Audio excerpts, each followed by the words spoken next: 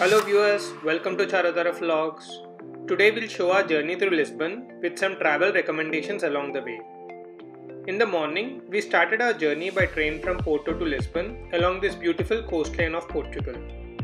After a 3-hour ride, we reached our hotel Lisbon 5.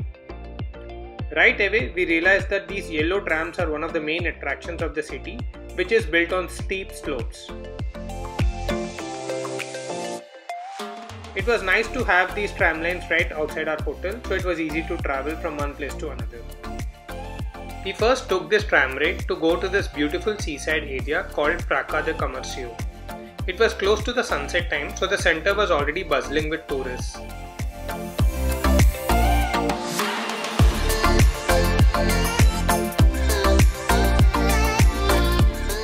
Here as well, you can see that the buildings are yellow, signifying the color of the Lisbon city, which is yellow, while Porto is covered with the blue buildings.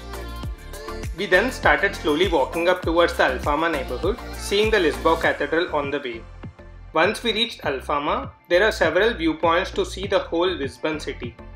As you can see, all the houses have these orange roofs, making these views very unique to Lisbon. This viewpoint is called Portas do Sol.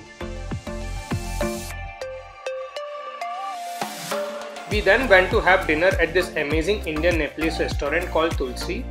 We had some mouth-licking momos and traditional Nepalese thali. We liked this place so much that we kept coming back to this place for 3 times in 2 days. Next, on the second day, we travelled to Sintra, which is 1 hour away from Lisbon. Right after we went to this first point called Centra Palace, it started raining like cats and dogs. Luckily, the rain slowly subsided as we started going to other points. We finally ended up in the World UNESCO Heritage Site called Quinta da Regaleria. This has a very beautiful castle and church in the setting of a rainforest. With the rain falling, it really gave the feel of a tropical forest.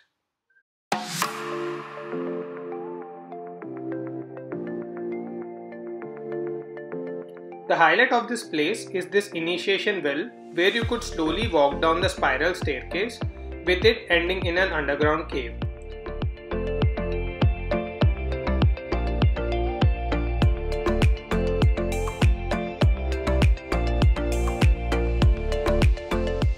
The view from below is also very unique. Once we got out of the cave, we came across this wonderful little waterfall with pond covered by algae, making the pond look very green. After seeing Sintra, we again came back to Lisbon to see another UNESCO heritage site called Jeronimos Monastery. As you can see, this place is quite huge from outside, and seeing the long queue to go inside, we quickly brought the tickets to skip the line.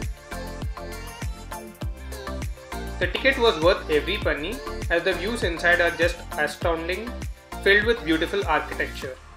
This architecture is an example of the Portuguese late Gothic architectural style.